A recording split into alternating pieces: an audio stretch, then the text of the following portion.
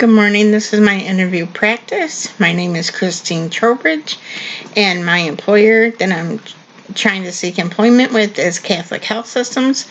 And my first question is, what do you know about our organization? Catholic Health Systems is a non-for-profit organization. They were founded in 1998. They were founded by 4 religious sponsors in Western New York. Their main headquarters is located in Buffalo, New York, and their president and CEO is Mark A. Sullivan.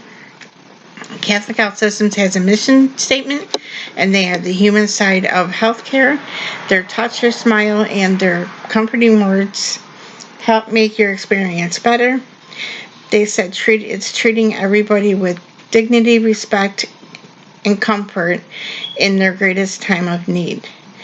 Catholic Health Systems has been named among the top 100 integrated healthcare systems by the SDL list.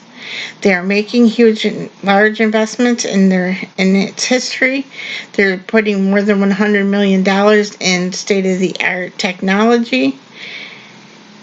This will connect their hospitals, their long-term nursing cares, their home care, clinician office, healthcare centers, and auxiliary centers, along with patients in the area. This will link everybody together, and this will mark a major milestone for them with their healing ministries that will date back to over 165 years ago.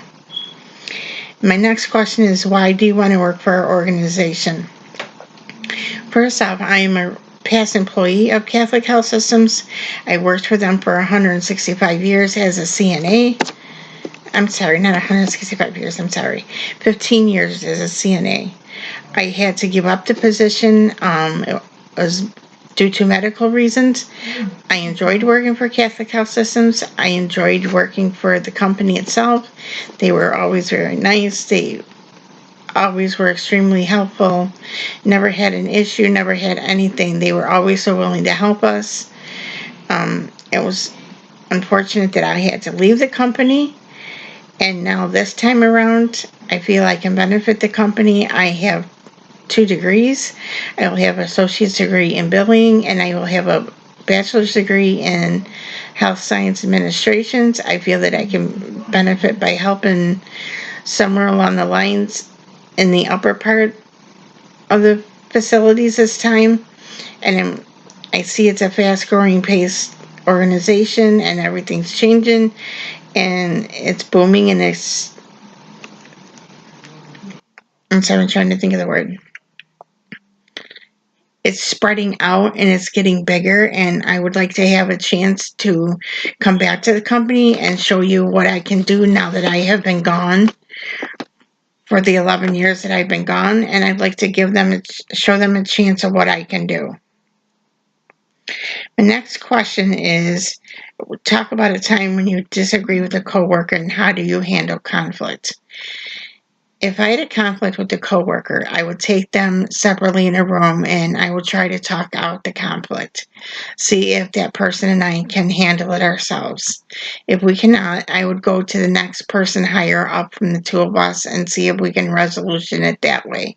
If not, then I would take it to the next higher person from there and keep going to see to who we can get it resolved. The next question is, what is an important trend of event in healthcare systems? An inescapable shift to the cloud, and this is healthcare organizations are speaking cloud-based electronic health records, their practice and management systems. This appears to the trend, and this will continue out through the rest of this year. And they're also, and my next question is, what is my understanding of HIPAA? HIPAA is to secure and protect our private health information. First off, you sign it, and then you tell them who you want and who you do not want to know your private personal information. So if you put Sally on the list, Sally will be able to know your information. But if you do not put John on the list, John would not get to know anything. Also, it protects your private health information. Although sometimes there are breaches where it is not secure, but 9 times out of 10, it does secure your information.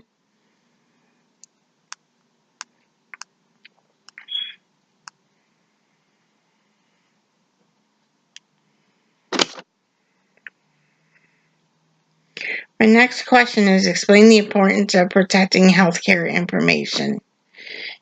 You want to protect health information because you don't want nobody to clone you. You have security numbers, you have your license numbers, you have your name, you have your family members. You don't want nobody to clone you. You don't want another identity out there. You don't want people to run things up in your name or get your health information and know anything about you. So you want to keep things secure. You want to keep things confidential. You don't want no workers talking about you. In case if somebody was, say you're in a hospital and you have your family there and the workers are talking about you in an elevator and your family didn't know about that, and then all of a sudden they find out. So it's you want to keep your private information private and other people's information private, so you don't even want the staff talking about you anywhere other than where it's properly or should be talked about. But again, you don't want any of your information leaked out. So it also ties back to HIPAA with the privacy and security. And how do you deal with stress? When I deal with stress and I have a stressful situation, I try to take a breather, take a deep breath, or if I need to walk away, I will walk away for a minute and take a deep breath and just relax for a second and think, how did I get this way? What do I need to do? Stress myself down. What can I do next? What do I have to do? Put things in order. What is the next thing I have to get done, and put things down in the order from what needs to be done, what doesn't need to be done, in what order, or what am I expected to do, what is the least thing's going to come up, and do things that way. And it seems to usually calm myself down.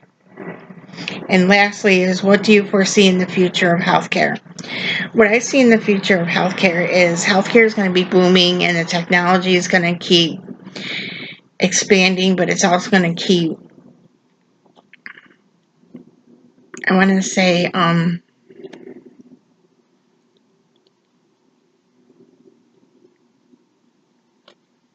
not sure what word I want to use. It's just becoming so advanced. Everything is just so easier, and it's so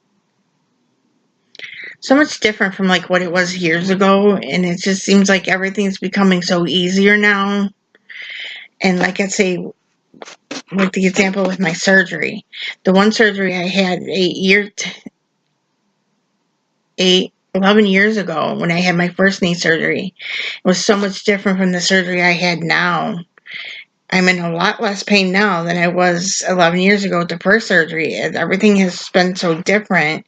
And this, if I was to have this again in another 11 years, everything's going to change because everything's going to be so rapidly changed. They're going to make things so much different. And I think the way they do things and the way the surgery comes, everything's going to be like a microscopic type thing. So I think that's going to keep happening. And I think they're going to keep upgrading like the EHRs and the EMRs. I think those are going to increase into something simpler and better for everybody. And I also was reading an article online that they're saying there's going to be a shortage in nurses as everybody becomes older and there's more people to take care of than there are nurses. So they're expecting a nurse shortage. And I said by the time I hope in the future that they have medical packages enough for everybody to have health care. Because you hear about it now that even with the Obamacare and the Trump administration and the medicine they're trying, there's still people that cannot afford the health care. And even with the marketplace health care, it's still not affordable. So I'm hoping that they would come up with some kind of health care package that everybody could have health care. And this concludes my interview. Thank you.